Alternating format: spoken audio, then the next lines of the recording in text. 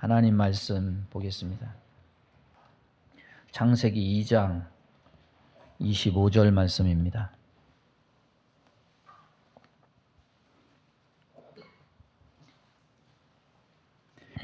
우리 다 같이 한 목소리로 봉독합니다. 아담과 그의 아내 두 사람이 벌거벗었으나 부끄러워하지 아니하니라. 아멘. 근대사 속에 우리 중국 사람들의 자존심에 아주 큰 상처를 준 굴욕과 수치심을 준 사건이 있다면 아편 전쟁일 겁니다. 영국이 청나라하고 무역하는데 무역 수지가 맞지 않으니까 중국에 아편을 팔아서 짭짤한 수익을 얻었습니다. 이 중국의 젊은 사람들이 모두 다 아편에 빠져서 해롱되니까 결국 이게 중국 사회에 큰 문제가 되었습니다. 문제를 제기하는 중국, 또 이익을 포기할 수 없는 영국, 이 사이에 전쟁이 벌어졌고 청나라가 이 싸움에 져서 홍콩이 그때 100년간 할양이 되고 얼마 전에 또 이것을 반환했죠. 또 그래서 옳은 명분을 가지고도 힘의 논리로 진 이것이 중국 사람들에게는 굉장히 큰 굴욕과 수치심을 안겨주었습니다. 그래서 중국에서는 마약 사범에게 오늘날에도 자비와 긍휼이 없습니다. 바로 사형입니다. 우리나라 사람이 중국에서 마약 사범으로 2014년에 한번 걸린 적이 있는데 그 사람을 우리나라에 좀 돌려달라, 인도해달라, 우리나라 법으로 처형하겠다 했더니 중국에서 거절하고 바로 처형시켰습니다. 또 2009년에는 파키스탄계 영국인이 중국에서 마약 밀수로 잡힌 적이 있는데 역시 그냥 바로 사용시켜서 영국과 외교 문제로 비화된 적이 있습니다. 100년 전에 마약 때문에 나라가 망했기 때문에 철저히 다스려야 된다, 이런 경각심이 지금도 사회적 공감대로 자리 잡고 있고, 또 그만큼 또 100년 전에 수치심과 부끄러운 감정이 아직도 중국인들 마음속에 깊이 새겨져 있다는 것을 우리가 알 수 있습니다. 오늘날 미국에서 벌어지는 이 마약에 대한 것, 이것이 뭐 복수전이라고는 말할 수 없지만은 100년이 지난 오늘날 서구와 중국의 입장이 바꾸어진 것 아닌가, 이런 생각이 듭니다. 헤로인보다 중독성이 100배 강한 것으로 알려진 이 펜타닐이라고 불리는 마약이, 이거를 흡입을 하면은 그냥 사람이 축 늘어지고 좀비처럼 된다고 그래가지고 좀비 마약이라고 불리는데, 이 마약은 얼마나 중독성이 강한지 팔다리가 잘려도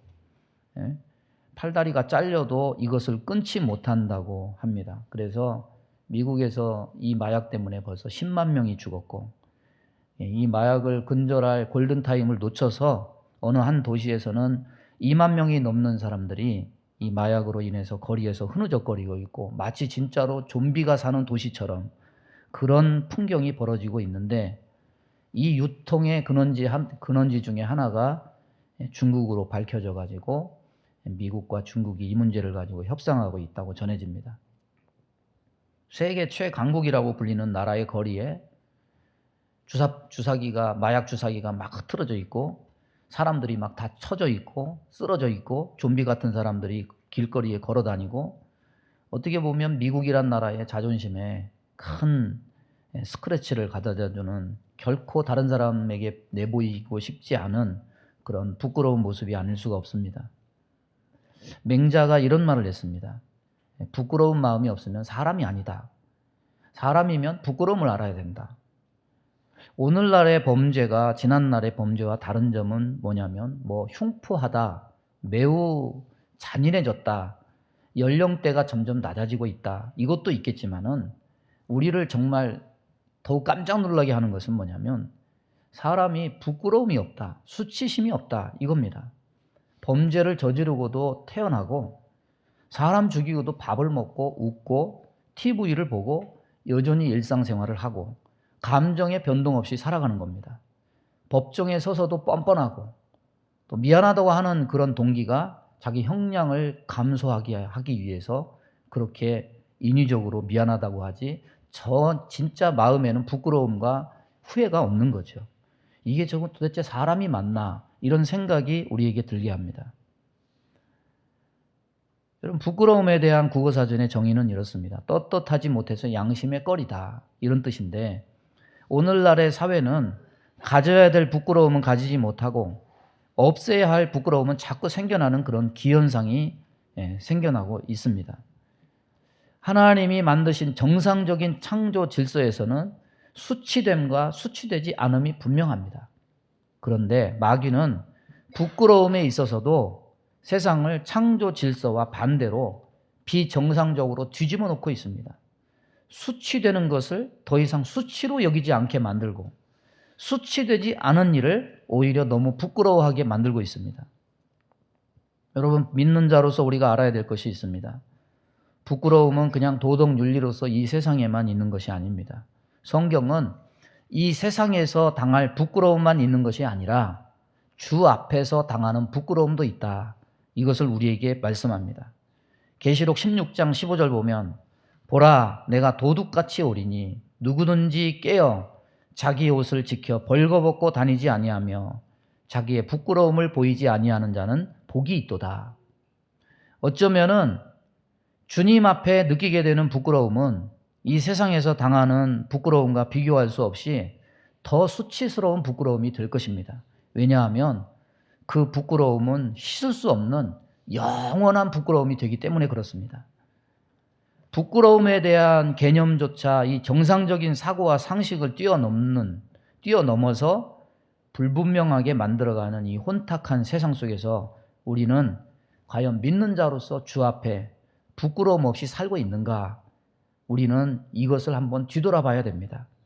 베드로전서 2장 6절에 그를 믿는 자는 부끄러움을 당하지 아니하리라, 이렇게 말씀하셨는데, 부끄러움 없는 구원에 대한 소망을 가지고 이 세상에서 정말 하나님 은혜로 이 부끄러움을 씻으면서 살아가는 저와 여러분이 될 수 있기를 바랍니다.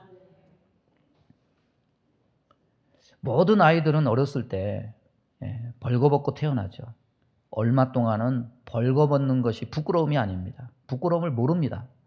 갓 태어나서 벌거벗고 생활하는 아이의 모습은 생명의 경이지, 저기 왜 애가 저렇게 벌거벗고 있어, 이렇게 부끄러움으로 여기는 어른은 없습니다. 그런데 아이가 이제 태어나서 어느 정도 주변도 살피고 남녀를 구분하고 사리를 분별하게 되면 이제는 부끄러움이 뭔지 압니다.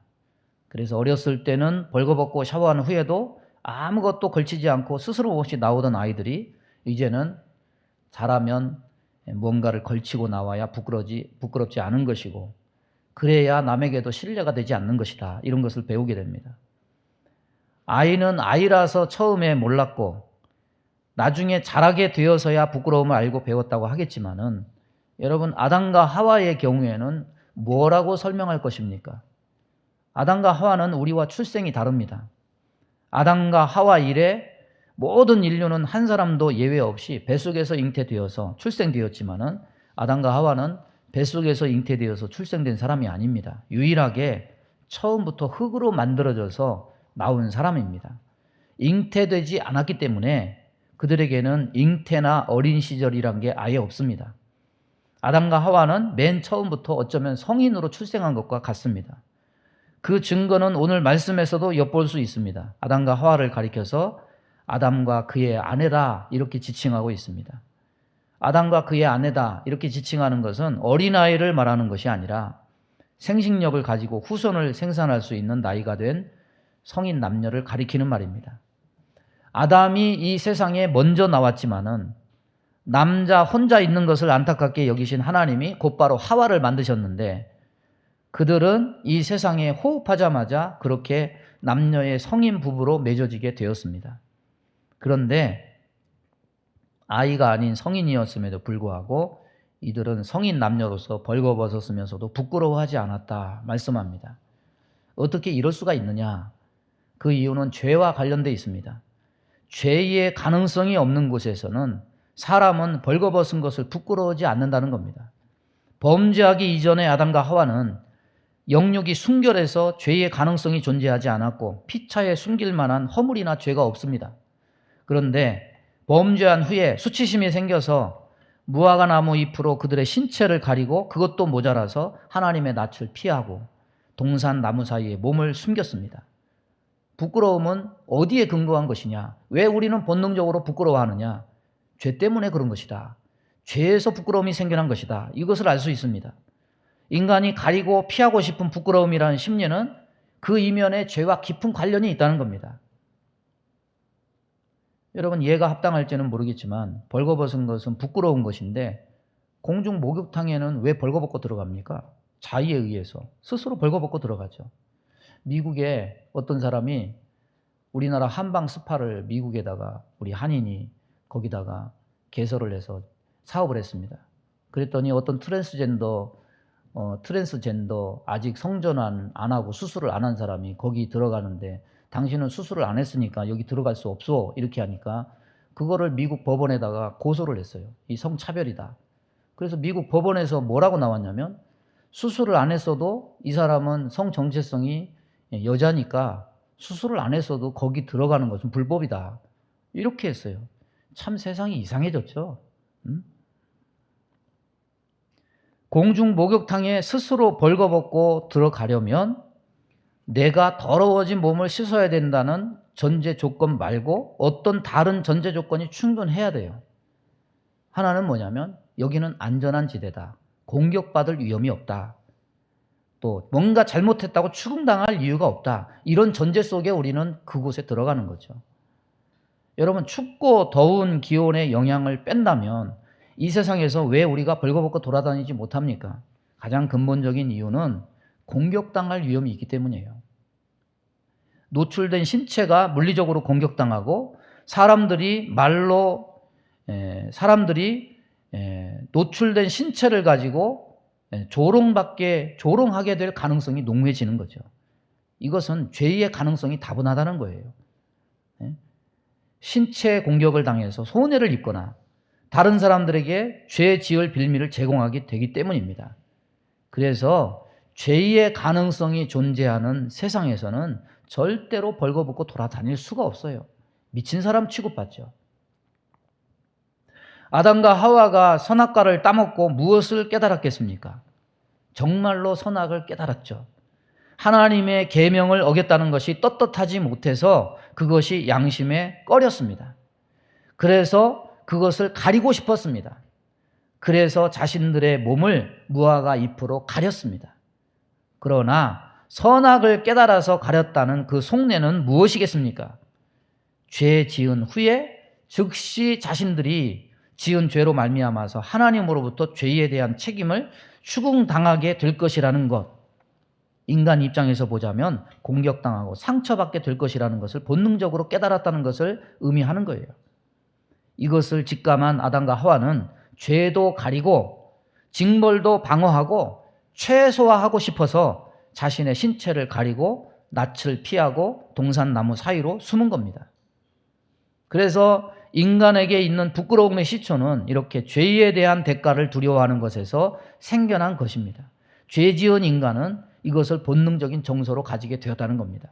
양심의 가책, 죄책감, 부끄러움과 수치심은 죄가 죄 지은 자에게 스스로 주는 형벌이라고 말할 수가 있는 겁니다.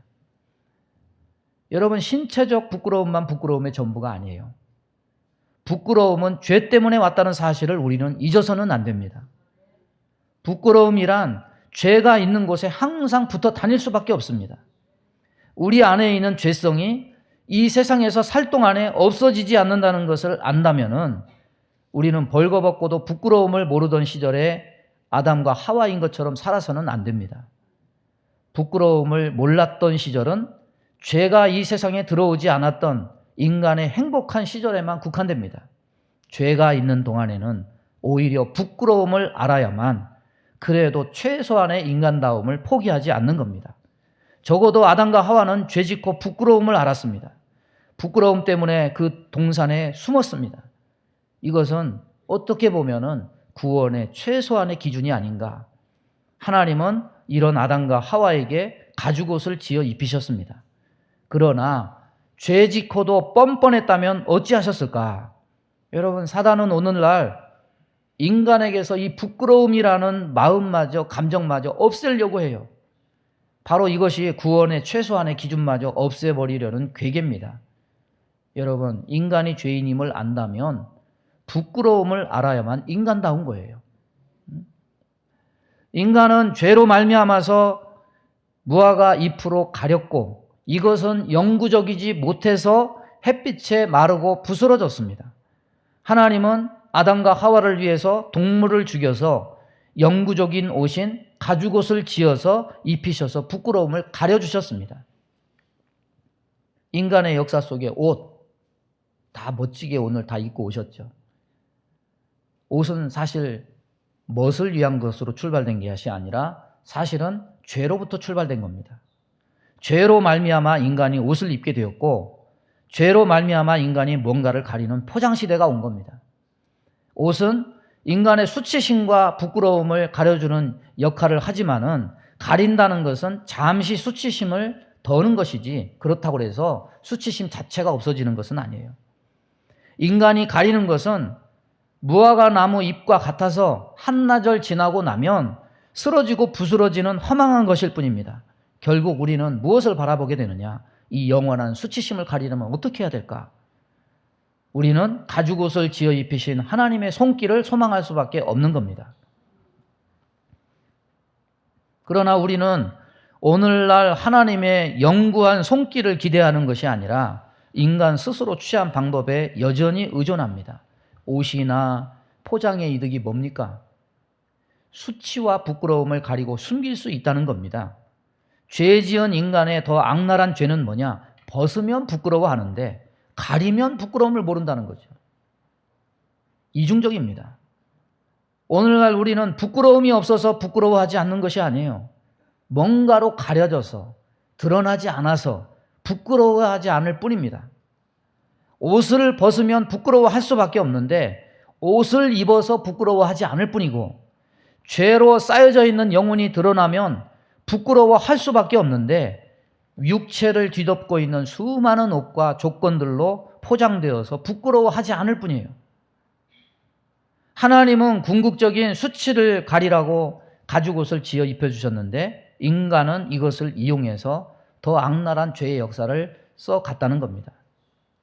그래서 인간 죄의 역사는 이중적인 무화과 나무 잎의 포장과 함께 시작이 된 겁니다. 인간 역사든지 종교든지 이중적인 포장의 역사인 거예요. 어떤 분이 이런 글을 썼습니다. 교회에 가면 우리는 더 이중적인 태도를 보인다.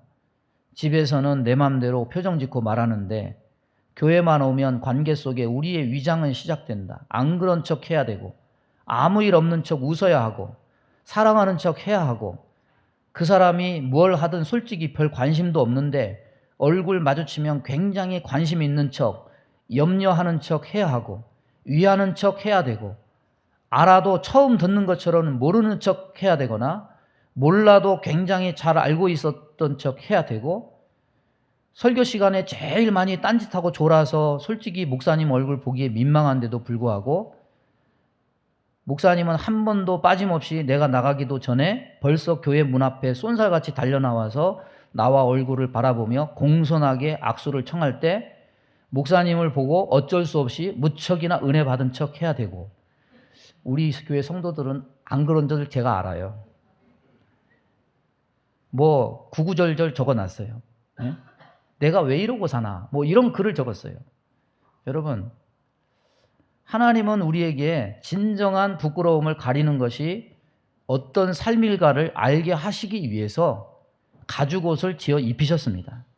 그런데 인간은 이것을 정당화해서 이중적인 삶이 인간에게 주어진 보편적인 삶인 마냥 일상적으로 우리는 이중적인 삶을 살고 있음을 꼬집는 이야기예요.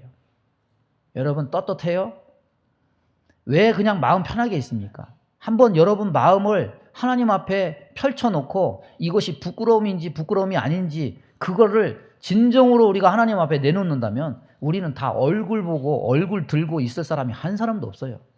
부끄러움이 없어서 저와 여러분이 부끄러워하지 않는 것이 아니라 드러나지 않아서 우리는 아예 부끄러운 생각을 안 하고 있는 거예요. 만약에 우리의 영혼이 육체라는 것을 뒤집어 쓰지 않고 모든 것이 다 드러나서 영혼을 볼 때 다 알게 된다고 상상하면 과연 무슨 일이 벌어질까요? 아마 우리의 모든 관계가 다 파탄 날 겁니다. 아니 저랬어? 아니 저랬어? 아니 날 이렇게 생각했어? 우리는 다 그럴 거예요. 이 부모 자식 관계는 뭐 고사하고 부부 관계 모든 형제 자매 아니 아버지가 나를 아니 내 아내가 나를 우리는 다 이렇게 파탄 날 거예요. 왜? 가식과 거짓이 다 드러나니까. 상대방에게 보이기 쉽지 않은 모든 진실이 다 드러나게 되니까. 상대방이 다 알아버리니까. 우리는 어떤 면에서 속이고 속고 있는 세상에 살고 있는 겁니다. 히브리서 4장 13절 말씀 보면 지으신 것이 하나도 그 앞에 나타나지 않음이 없고 우리의 결산을 받으실 이의 눈앞에 만물이 벌거벗은 것 같이 드러나느니라.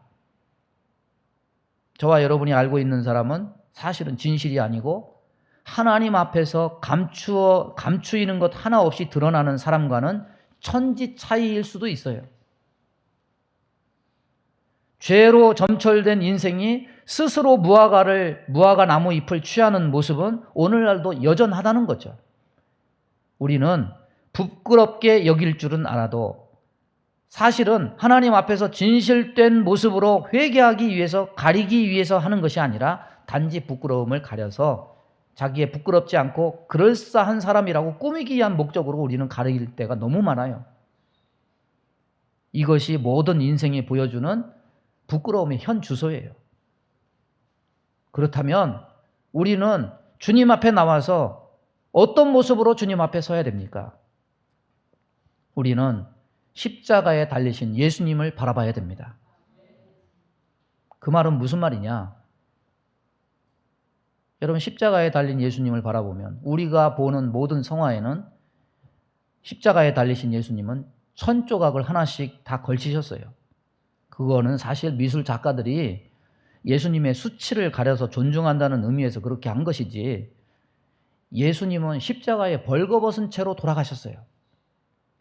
왜냐하면 그 당시 십자가형을 당하는 사람들은 아주 흉악무도한 사람이라서 이 사람들은 기본적인 인권도 없는 거예요.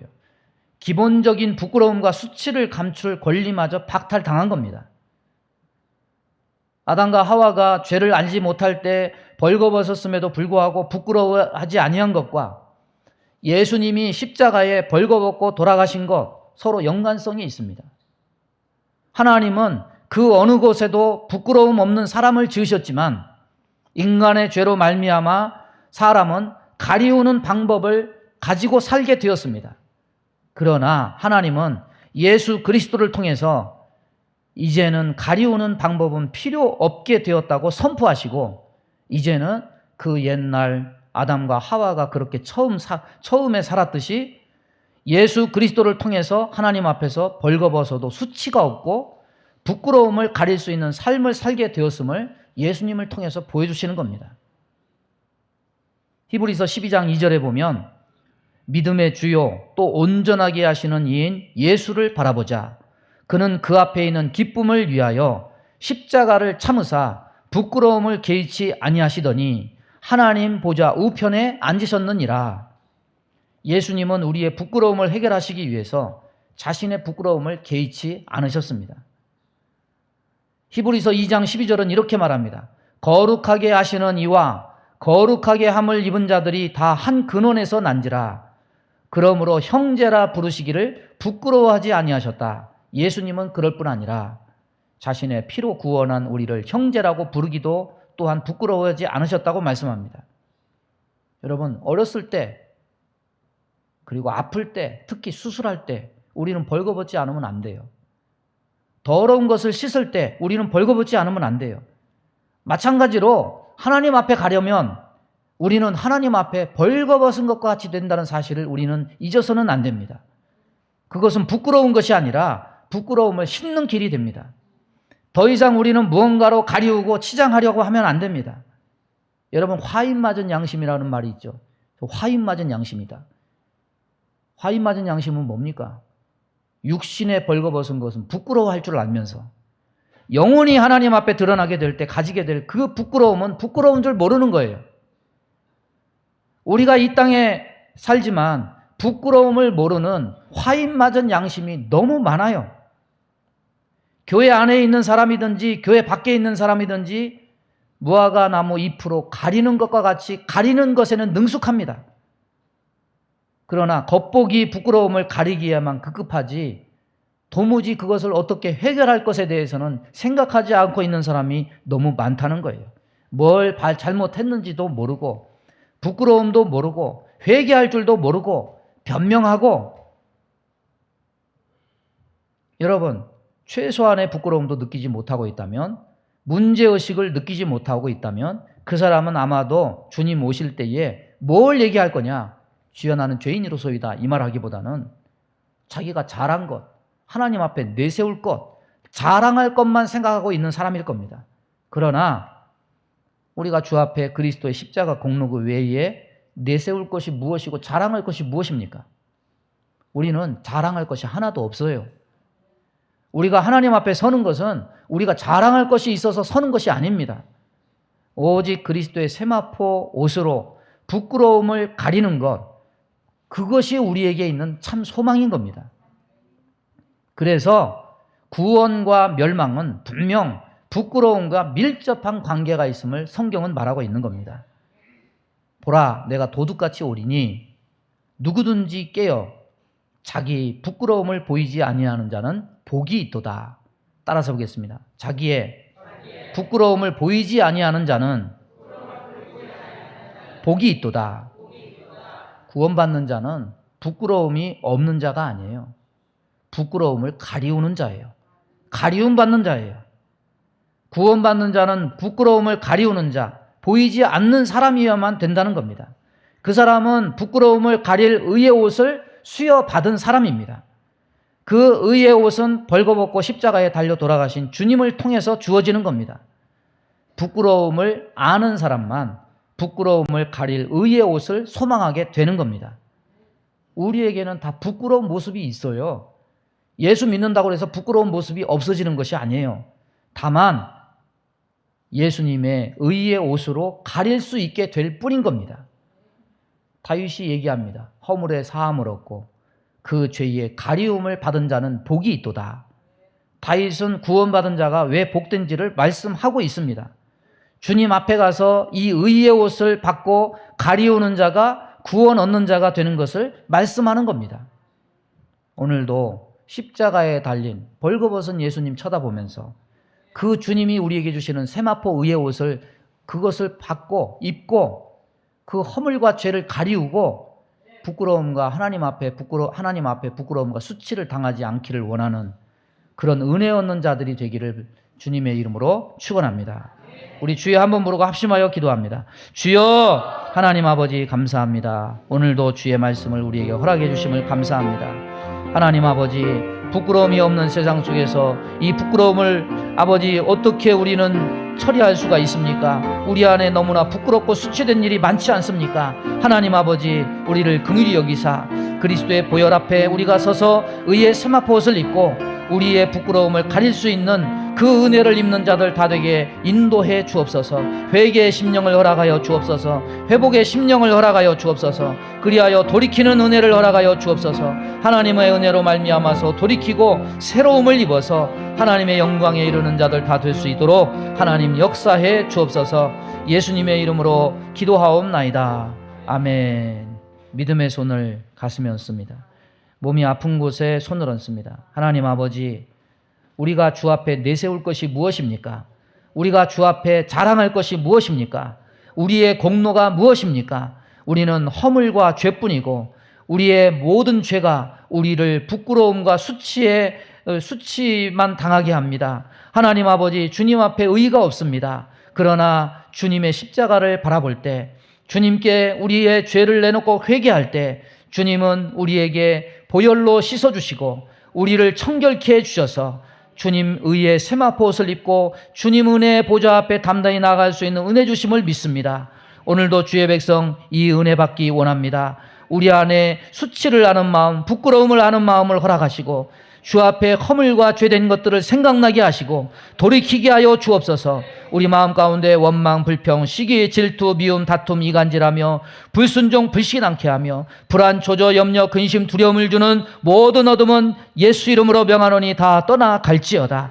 하나님, 수치된 것과 부끄러운 것을 주님의 십자가 앞에 내놓을 때 주님이 보혈로 씻어주시고 깨끗게 하시고 온전케 하시고 회복케 하심을 믿습니다. 이 은혜 받고 하나님 은혜 안에 날마다 거하는 주의 백성 다 되게 인도해 주옵소서. 몸이 연약한 곳에 손을 얹고 기도합니다. 손을 얹은 곳마다 보혈로 씻어주시고 성령의 불로 태워 주옵소서. 예수 이름으로 명하노니 모든 병만은 다 떠나갈지어다. 성령님 고쳐 주옵소서. 회복케 하여 주옵소서. 부끄러움을 아는 자가 부끄러움을 극복해 되는 은혜 입을 줄로 믿사오니 하나님, 육체든지 영혼이든지 우리가 주 앞에 정결타 인정받아서 하나님 은혜의 보좌 앞에 이르고 하나님의 기쁨을 누리는 자들 다 되게 복을 내려 주옵소서. 예수님의 이름으로 축복하며 기도하옵나이다. 아멘.